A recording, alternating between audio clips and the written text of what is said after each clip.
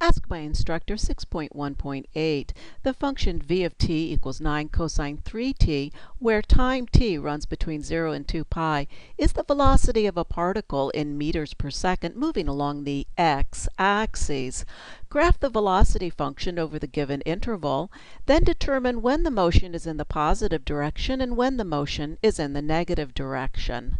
The function v of t has amplitude 9, period 2 pi divided by the coefficient 3, and in the time period 2 pi will run through its complete cycle 3 times.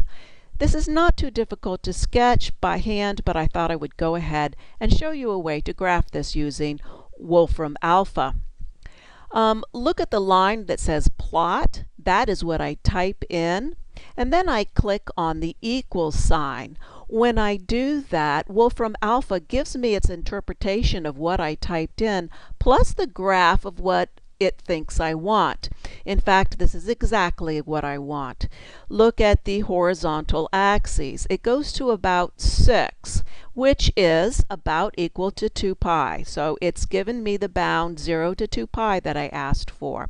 Also, the graph makes sense. This is a cosine function with an amplitude of 9, and it runs through a cycle 3 times. Recall that the period is equal to 2 pi divided by the coefficient of 3. And so it runs through its first cycle in 2 pi over 3. Moreover, it runs through a complete cycle 3 times in the given time period of 2 pi. Then 1/4 of 2 pi over 3 is equal to pi over 6. And I know it only takes 1/4 of a cycle to hit the horizontal axes. And so that's how I find pi over 6.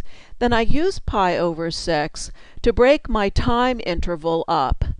And so here's all my markings. And I did this because I prefer to have multiples of pi when I'm discussing radians, and that way I can get exact values.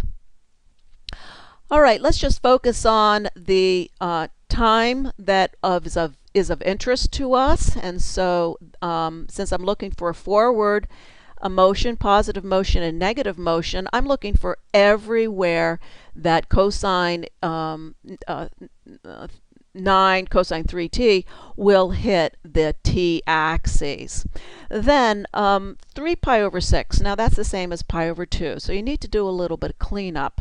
Then positive motion or forward motion occurs when the velocity is positive. And so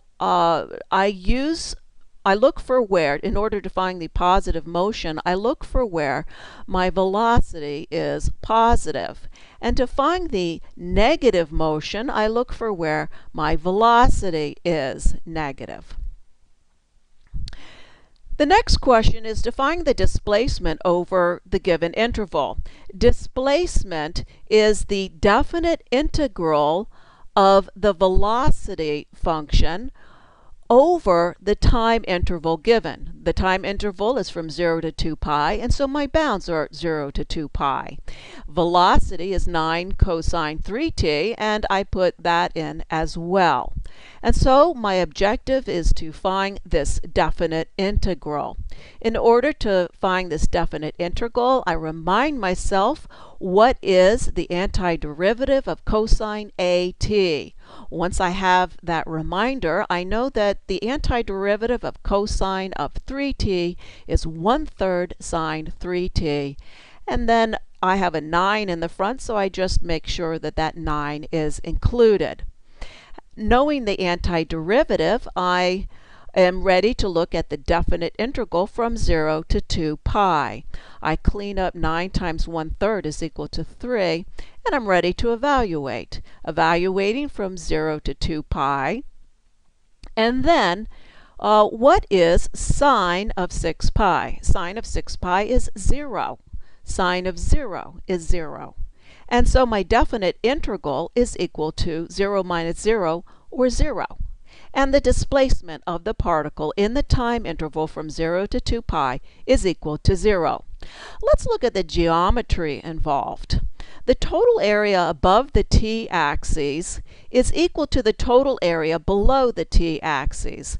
So the fact that we got a definite integral of 0 makes complete sense. The particle moving v of t meters per second along the x-axis has a displacement of 0 in the time interval from 0 to 2 pi. So the particle starts and finishes in the same location. But what is the distance traveled over the given time interval? That is, what is the definite integral of speed from 0 to 2 pi? Now, speed is the absolute value of velocity. Velocity can be positive or negative depending on whether you're going in a positive direction, in a forward direction, or a negative direction. But speed is always positive. Now, in order to find this definite integral, one way I could do that is to find the definite integral for each of the 7 pieces. I would use the fact that speed is 9 cosine 3t where velocity is positive, and speed is negative the velocity when the velocity is negative. However, I wouldn't really personally do it that way, and so I'm not really sure I would expect you to do it that way either. Instead, what I would do is I would take advantage of the symmetry of cosine, and I would do this. I would find the area under the curve from pi over 2 to 5 pi over 6. I would just find the area of one of these humps. I would then multiply my answer by 6.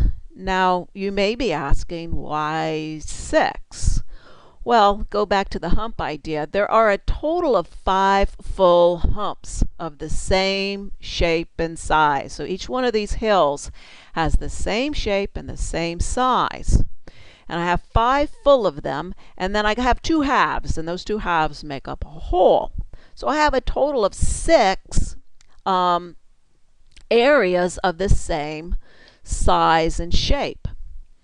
So what I'm going to do is I'm going to find the area under the curve from pi over 2 to 5 pi over 6 and multiply my answer times 6.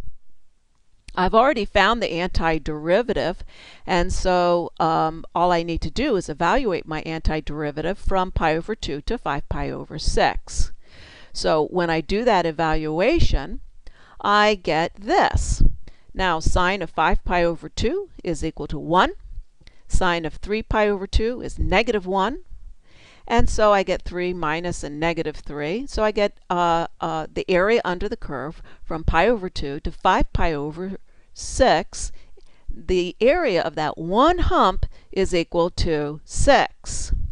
Then the area under the curve from 0 to 2 pi of the speed now, the integral of the speed from 0 to 2 pi, that would be 6 times the area of the one hump, and so 6 times 6, or 36.